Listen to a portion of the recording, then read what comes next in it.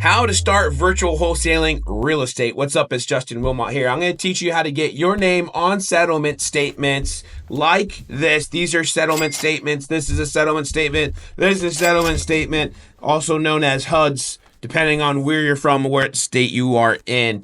And look, your goal in real estate wholesaling and real estate investing as a real estate entrepreneur is to get your name on as many of these as possible. And so to do that, we got to really know how to actually become a virtual real estate wholesaler. First, let's define what wholesaling is. It's nothing more than trading paper. Here's like a contract. This one actually just happens to be a recent title. A contract, I put a property in a contract for, let's say, 80% of what it's worth. And then I market that contract to a cash buyer for a fee. So for like $90,000. So it's worth $100,000. I get it under contract for 80 and I sell it for $90,000. Gives my buyer a 10% discount and he's just going to buy it and rent it out, enjoy the discount that he got. And I make $10,000 in the middle. It is putting a property under contract for a discount and then selling that contract for a profit. That's what wholesaling is. To do it virtually, though, what the heck? Don't I got to see the house?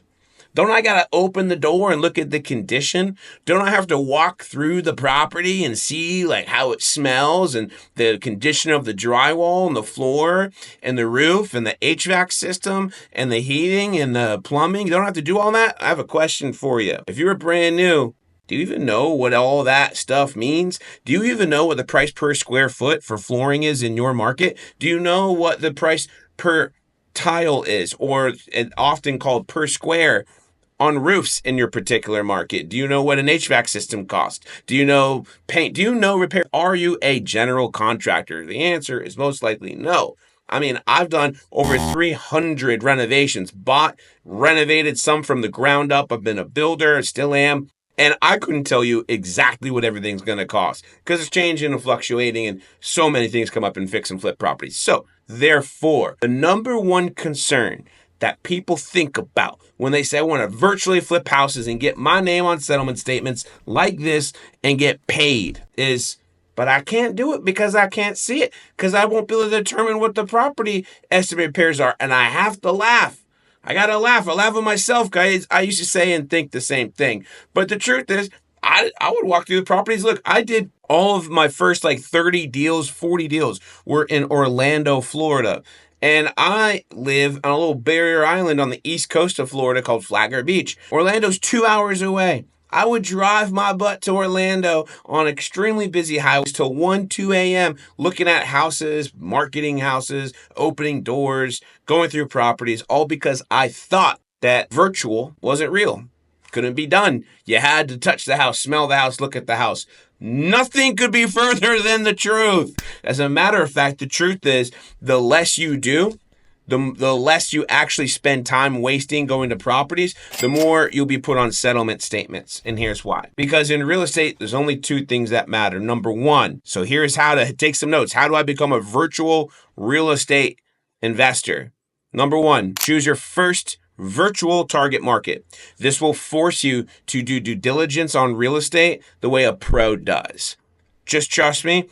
It will force you to do due diligence on real estate like a pro does. Think about it. The mortgage brokers who live in New York, see a property in Florida before they write a $500,000 mortgage on it? Absolutely not. And there's ways to get around to really know the condition of a property and stuff, and I'll teach you the same. So number one, picking that very first virtual market. Justin, what market should I choose? I always tell people, try to pick a market you're comfortable with, one that you know, one that you were maybe from, maybe one that your parents live in, maybe whatever. Just comfort. It's kind of crazy, I know, but people do things when they're more comfortable. So pick your first virtual comfortable market. That's number one. Number two, decide on how you're going to find off-market properties. So where are you going to get your seller leads from? Are you leveraging a list like listsource.com or Listability or US Lead List? Or are you buying online leads from a list providing company or from a lead providing company? So where are you going to get your leads? Or maybe you're going to build a relationship with a local broker there and get foreclosures or lease pendants or short sales sent to you. But what is the one way that you are going to go all in on getting motivated sellers. Pick it. There's 100 ways out there. The truth is the absolute smartest way is to leverage AI, but you can learn more about that in other videos of mine here on my YouTube channel. But leveraging AI, whatever it is that you choose, but choose one and get really good at it. Master it. When it comes to real estate, you don't want to be the jack of all trades and master of none. You want to master something and then you want to move on to the next. That's how you make real vacation lifestyle money. That's how you're able to go do things and spend the entire summer with your family anywhere you want, doing whatever the heck you want, and staying in whatever resort that you want, not worrying about the prices on the menu, and having real financial freedom and not worrying about the business because you produce so much consistent income, okay? That's how it's really done.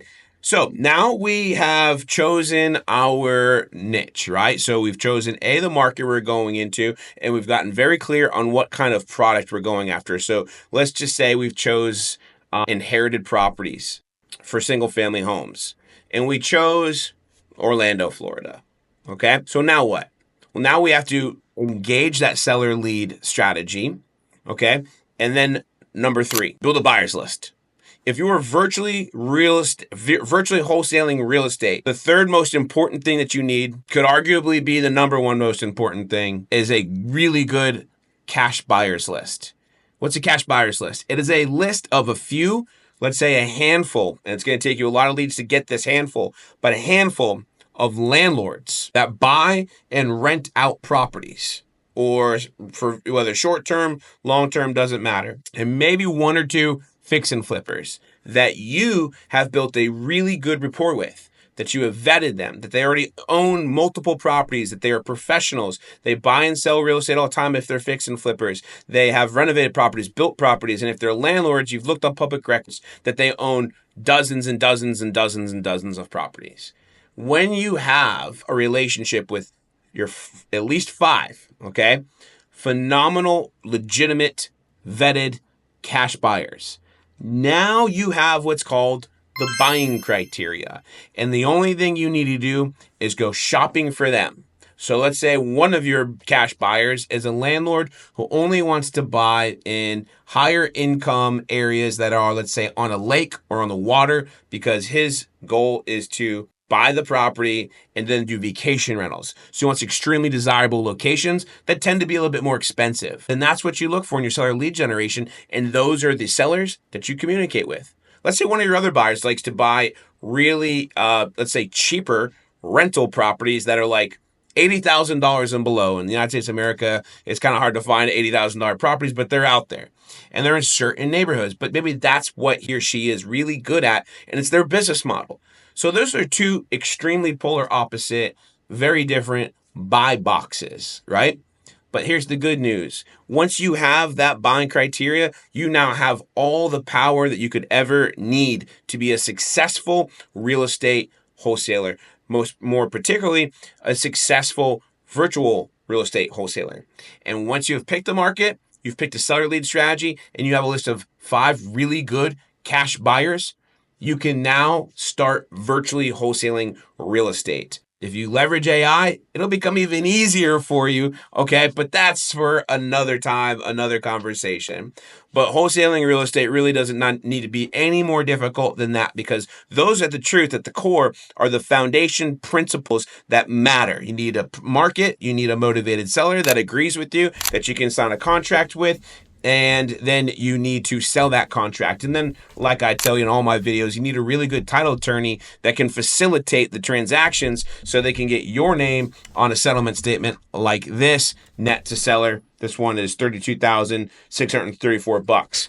Pretty cool. So, all right, that is, in a nutshell, real estate virtual wholesaling. And if you enjoyed this quick tip and you got some value out of this video, please go ahead and hit the like button, subscribe to the channel so we can provide you more awesome content like this.